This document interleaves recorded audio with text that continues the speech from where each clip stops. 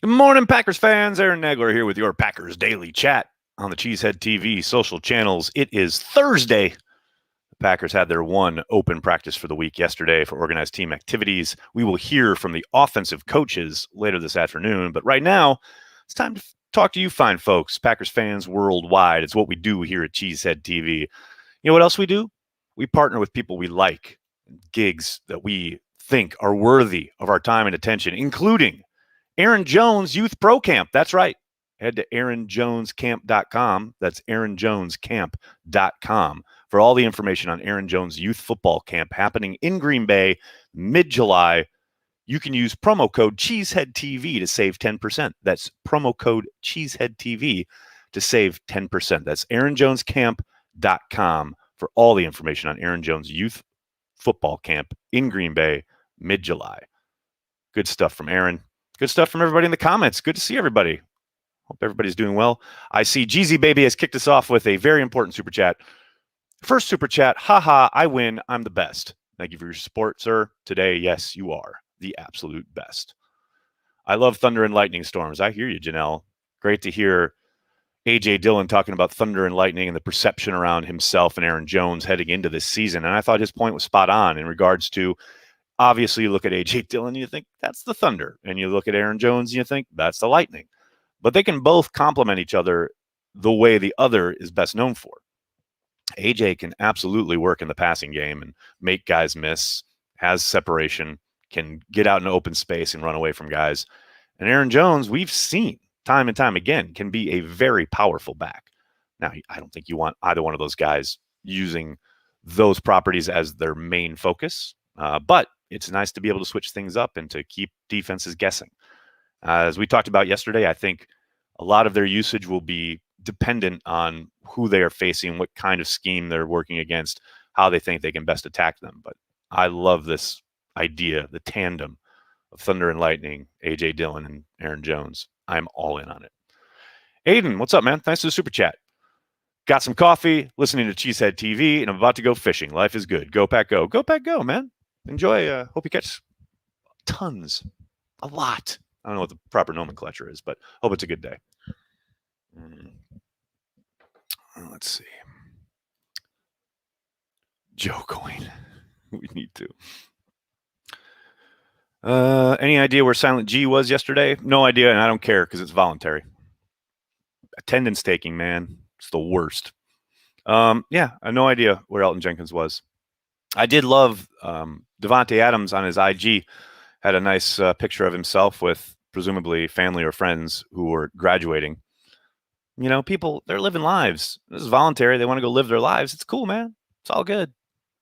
Talk to me when minicamp comes and it's mandatory. Then we got something to talk about. Jeff, thanks for the super chat. Sports turf equals no more mutters. Best mutter in Packer history? I say Eric Torkelson.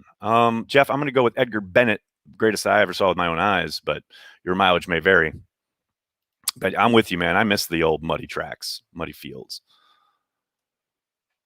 Javier, before I saw the video, I thought thunder and lightning meant AJ's right and left quads. No, I believe those are Quadzilla and the Quadfather. Mm-hmm.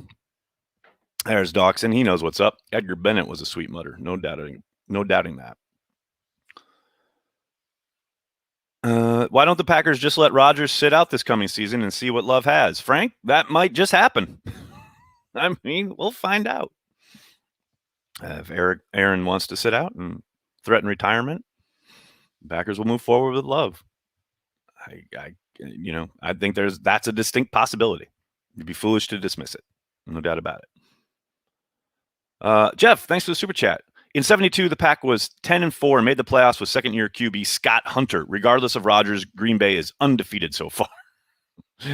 Who do they play on Sunday? Yeah, I mean, 1972 obviously doesn't mean a whole lot in today's game, but I get what you're saying. And yes, hey, remember when who was it? Trent Green was injured in preseason with the Rams in 99, and everyone thought their season was over. And little known Kurt Warner was going to come in and play, and they thought, oh God, it's going to be a disaster. And then Kurt Warner engineered the greatest show on turf. I'm not saying, just saying. You never know. I'm not pinning my hopes on it, just staying open-minded. And I know that's really difficult for some people on the internet to handle, but that's where I'm at. Marcus, thanks for the super chat. Murphy should allow 12 to hurl a cabbage at Goot's head. That should settle it. Fair point, and a great callback to when Aaron hurled a cabbage at TJ Lang's head for that Kenny Mayne bit. How did I feel about Tim Boyle? I feel like he's a big underdog and could be a decent QB in the league. Caleb, I'm with you.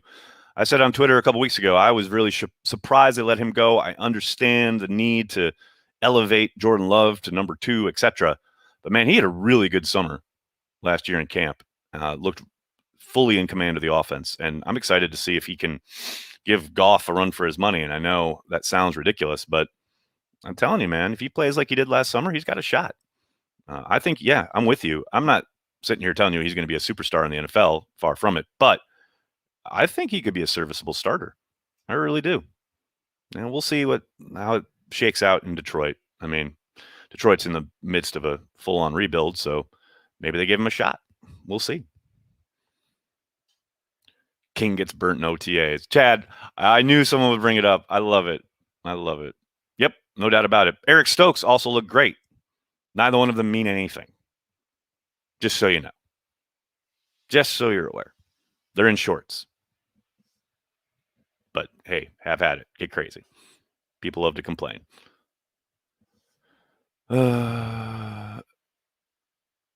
Explain to a young millennial why Ray Rhodes didn't work out.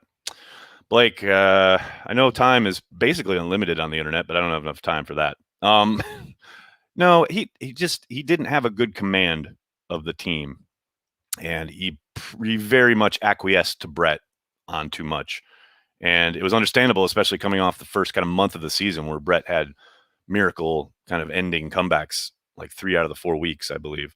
But the defense never really gelled. The offense was, very sporadic, and there was no cohesion.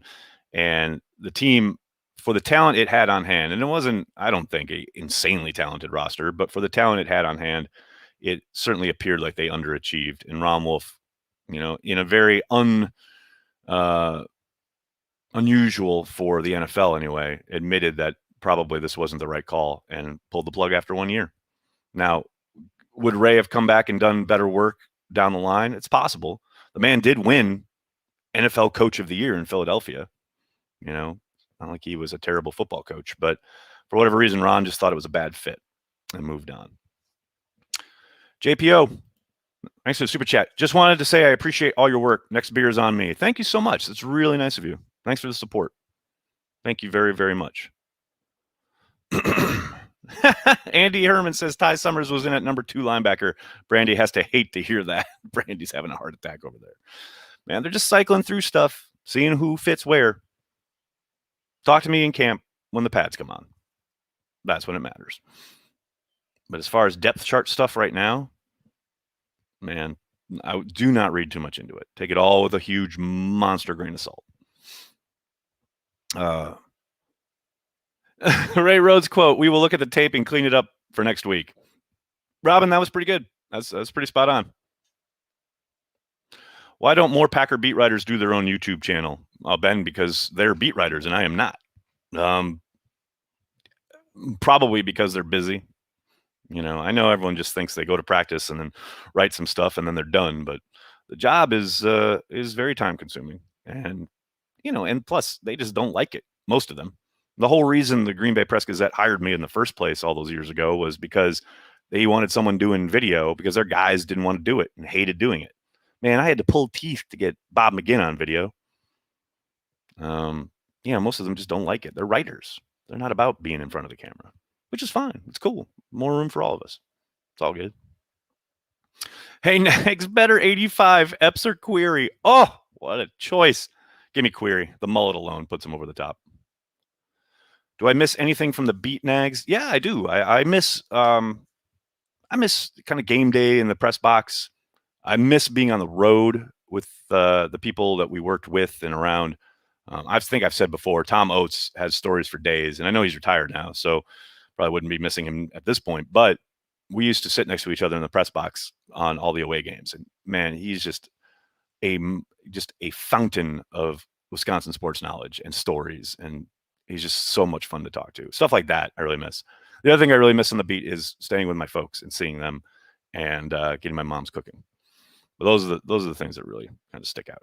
Sean Perry, thanks for the super chat. Does 12 come back without contract being altered? I was just on the radio saying I'd be shocked. Yeah, no, I think there's no way I see him coming back at the start of camp without something being done to his contract. Now, what does that look like? I have no idea. And if you guys missed it, you should really check out Spoon's piece in the Milwaukee Journal-Sentinel. Tom Silverstein, if you don't know who Spoon is, did a great job of laying out the number of ways that this could go contract-wise for the Packers and Rodgers and the pitfalls cap-wise of each approach. So that article, more than anything else, really illuminates Russ Ball's importance and how tricky this is going to be as far as trying to thread this needle.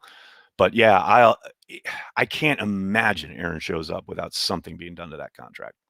But we'll see. We got a long way to go. Tom Brady did a breakdown of his Scotty Miller TD, and I died inside watching it again. You and me both. If you aren't on the beat, how do you get press access? Is there an application? Yeah, you can write to the PR group and request access. You will most likely be turned down, as I was for a decade with Cheesehead TV. Green Bay is very old school in that regard. They usually only hand them out to, allow access to people that are connected to some legacy media in some way.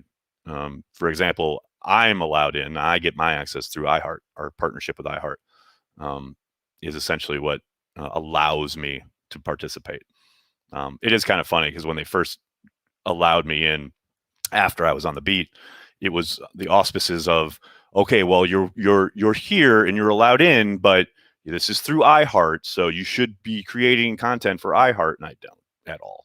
Like, I have appearances on iHeart every week, but I mean, I'm still making content for Cheesehead TV. So I've just been around so long. I've just annoyed them for decades to the point where they're just like, oh God, just let them in. That's essentially how it's worked. Dustin, thanks for the super chat.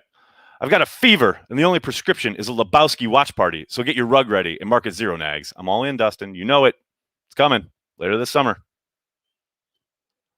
12 is really about to descend from a helicopter with receivers 1 through 5 for minicamp, huh?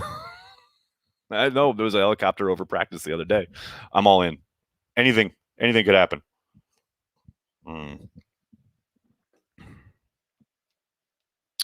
Oh, I love these. 21 schedule is tough. Even with 12, they could realistically start 1-3. How quickly do the knives come out if that happens? They could also start 4-0. Let's stay positive. It is June. Yes, they could start 1-3, and people will go insane. But if Aaron Rodgers is back, then isn't that like, oh, wait a second, maybe Aaron Rodgers isn't the end-all, be-all? No, of course not. Then it'll be everybody else's fault. I guarantee you that. That said, they're going to start in 1-3. Come on. People coming up here talking starting 1-3. Good Lord. Once camp and season begin, how much daily interaction does a franchise QB have with the team's GM? Very little. Almost none. That's the funny part. Any news on DeGuara's knee? The only news is that he was out there yesterday with the rehab group being, I think, him and Bakhtiari. He looked good. It sure seems to be on point and on time to hopefully be ready for the start of camp. But we'll see. We know they have a very conservative medical group. That's always the way. Got to expect that they're going to most likely hold him out as long as possible just to be sure. But, man, he looked good yesterday. In the clips that I saw. Running around, jumping, doing stuff, cutting. I'm all in, man. I hope. Let's do it. Week 1. I am positive that Summers is not the answer, as am I. But he's on the team. Got to practice. Got to coach him up. I like helicopters. Yeah, me too. Do you think the last 2 seasons age in a positive or negative light when the dust settles? Interesting question.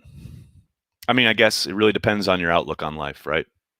They won 26 games, came within the doorstep of the Super Bowl, had a ball. That those teams were so closely knit, lots of great personalities, tons of fun. Really weird season last year because of the pandemic and no fans, etc. To me, I'll look back on it fondly, But I know in this day and age, especially, there are plenty of Packers fans who would be like, oh, they wasted 2 years because they didn't win Super Bowls. So it really depends on your outlook on life. I've said it many times. I love the Green Bay Packers. I root for them. Sometimes, yeah, it's an abusive relationship and they hurt me. But I always come back for more. And I love what they do regardless. This ain't difficult. Dustin, thanks again for the super chat. Nag, 7 a.m. chats make my work drive great again. Here, I'm here for you, baby. I am here for you. Thoughts on an 18-game regular season? Inevitable. It's coming. I don't know when. I don't know how soon it'll happen, but it's definitely inevitable. Now, past that'll be a battle. But 18, it's almost a foregone conclusion at this point. It will happen. It's only a matter of when. Danny, thanks for the super sticker. Thank you very much. Thanks for the support. Very nice of you. Tyler. Wow, lots of summer haters in here. I love summers, brats, beers, lakes, fireworks, bonfires. Boom, boom. He's here all week, ladies and gentlemen. Tip your waitress. Try the veal. Tyler Herrick.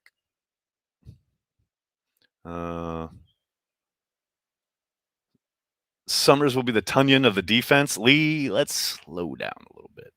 He does play with, like, his hair on fire a little bit, and he does go sideline to sideline. It's just that whole, coming to balance and wrapping up and getting the ball carrier on the ground part of it all. That's a problem. And at inside backer, it's kind of something you need. But hey, maybe new scheme, new coach. I don't know. Maybe that unlocks something. But yeah. What is Rodgers' outlook on life? It's all about the people, man. At least that's what I've heard. Dustin, thanks again. It's been 5 years. Can we get BJ Raji on the chat? I'll have to track him down. He is pretty incognito, but I love it. Nags, if you could ask 12 one question today, what would it be? Was Jake Kummerow really the last straw? And then my second question would be, do you really want Brian Gutekunst fired? That's power ranking. Alex, thanks for the super chat. Peter B said, carry the G on his podcast yesterday. Go collect your royalties. G said TV. No. We're like Bane. We give the carry the G. We give the carry the G to you, the people. Now, you want to go try and make money off of it, we'll sue your ass. But, anybody can say carry the G. It's fine. K. Martin. Kamal Martin's got a lot of upside. We talked about him yesterday. I can't wait to see him in action. Is Banky still mad with Tyler about the bad brat review? No, we know what that was all about. That was Tyler just pushing buttons, creating content because he knows Corey will go ham. Friend of show, what's up? Thanks for the super chat. Making Tyler's internship a paid one. We thank you for your contribution. Very much appreciated. How can you cut TD Jesus? Well, usually by calling him into your office and saying, bring your iPad. Just saying, I like talking Packers. Got to get my fix. I hear you, Samuel. I do too. It's kind of why I do this every day. It's kind of great. I love everyone showing up every day and we just chop it up about the Packers. It's good shit. What do you guys have planned for when Matt LaFleur visits Corey's house this summer? Oh my God. I have so many ideas. I have one that I literally just pitched. We'll see. I'm not going to say too much because I do. If he does it, if he goes for it, it's going to be a ton of fun. But yeah, that will happen. That will happen. We'll see. I'm not sure on timing yet, but it's going to be a lot of fun. Tim Harris or Bryce Paup. Got to give me Bryce Paup. Give me Bryce Paup on that one. What else we got? Bottom line, Bears still suck. Perfect. I think that's a great place to end it. Can't thank you guys enough for hanging out, talking Packers each and every day here on Packers Daily, Monday through Friday on the Cheesehead TV social channels.